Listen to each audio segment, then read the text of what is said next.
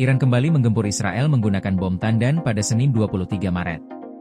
Serangan itu menargetkan Haifa yang menjadi kota terbesar ketiga di Israel. Terdengar suara ledakan dahsyat hingga mengakibatkan rumah warga di Nesher, pinggiran Haifa hancur.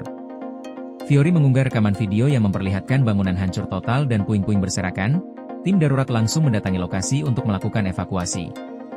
Militer Israel telah mengidentifikasi rudal yang ditembakkan dari Iran ke arah Israel Utara.